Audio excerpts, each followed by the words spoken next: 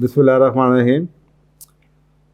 अच्छा जी, एक खुदा लगती कोई नहीं कहता, मुंह लगती सब कहते हैं। ये एक मुहावरा है।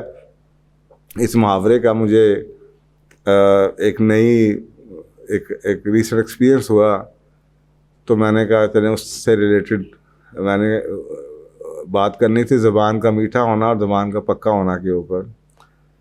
तो मैं इससे पहले भी एक वीडियो बना चुका हूँ, बात बदली साख बदली के ऊपर। लेकिन मैंने ये रीसेंट जो एक्सपीरियंसेस हुए, मैंने उसकी बेस के ऊपर मैंने कहा चलें एक ये मुहावरा भी आ जाएगा और ये भी आपको समझ आ जाएगी कि ज़ुबान का मीठा और ज़ुबान का पक्के होने में क्या फ़र्क है। मैं पिछले 1-2 महीने के अंदर मुझे 1-2 लोगों से ऐसे वाबस्ता ताल्लुक़ हो पड़ा, वास्ता पड़ा कि इतने मुंह से मीठे बिछ बिछ जाएं और अपनी गुडविल के, अपनी चीज़ों के बड़े बड़े चर्चे करें, अपनी ख़ानदानी हसब नसब की बातें करें और अपने बिजनेसेस की बातें करें। और बहुत यानी कि मीठे, तो शुरू में तो ऐसे लगा जैसे बहुत ही, अगर ये सारा कुछ जो कह रहे हैं ये ऐसा ही है, तो उसके बाद ये इतने मीठे भी हैं, तो ये तो बड़ी अल्लाह ताला की नेमत है कि बड़ा मीठा तो होना चाहिए, अच्छी बात है। लेकिन जब मेरा उनके साथ वास्ता थोड़ा सा आगे बढ़ना शुरू हुआ, तो मैं बड़ी बात सोच समझ के करने वालों में से हूँ। तो मेरा बड़ा क्लोज इंटरेक्शन तकरीबन 1 महीना उन लोगों के साथ हुआ। तो वो कोई एक, आप समझ लीजिए कि एक बात भी इन्होंने अपनी ज़ुबान पे पूरी नहीं की।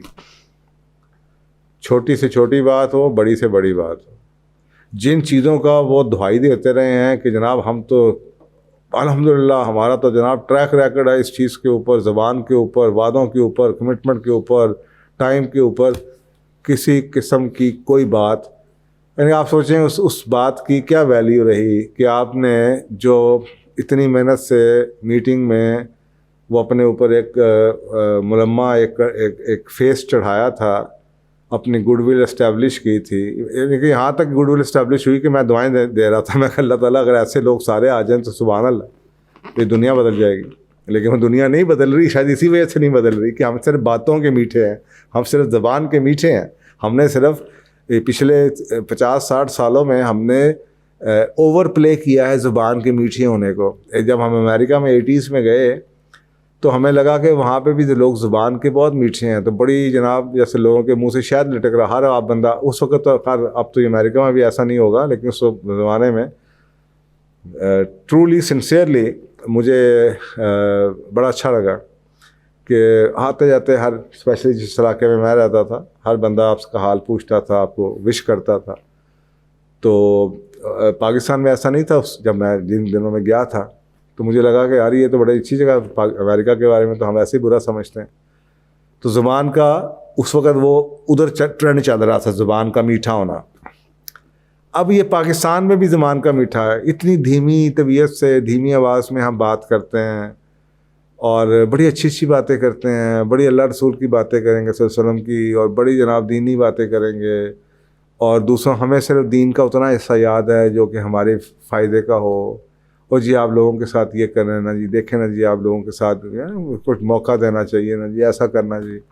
लेकिन आपका सारे का सारा जो दीन है वो उनके मफाद का दीन है।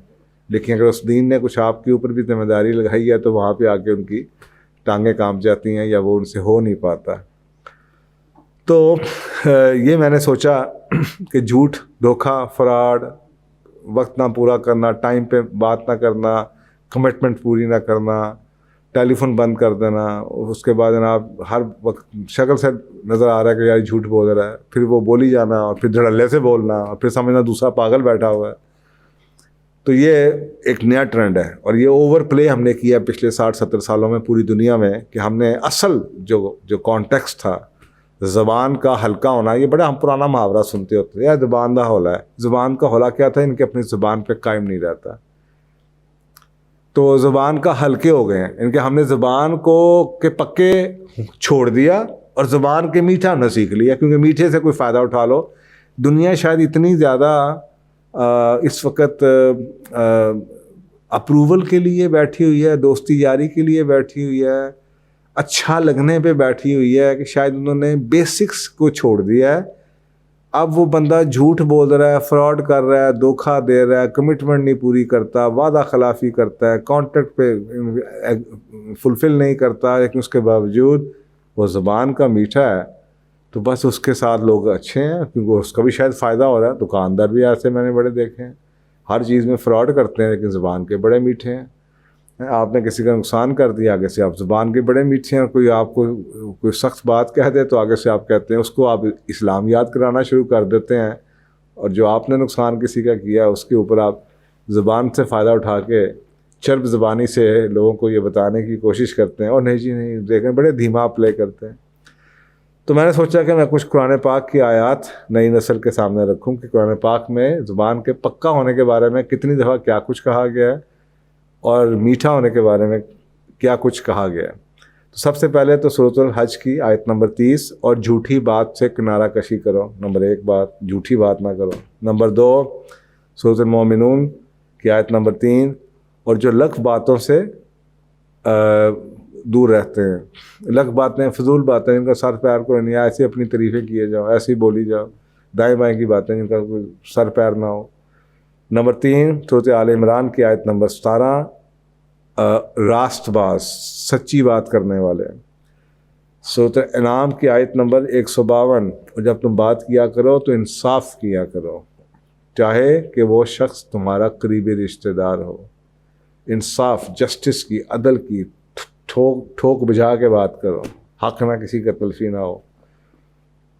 सूरत मोमिनून की आयत नंबर 8, और जो अपनी अमानतों और अपने अहद का लिहाज करने वाले हैं। सूरत बनी इसराइल आयत नंबर 34, और अहद को पूरा करो, बेशक अहद के बारे में बास पुरस होगी।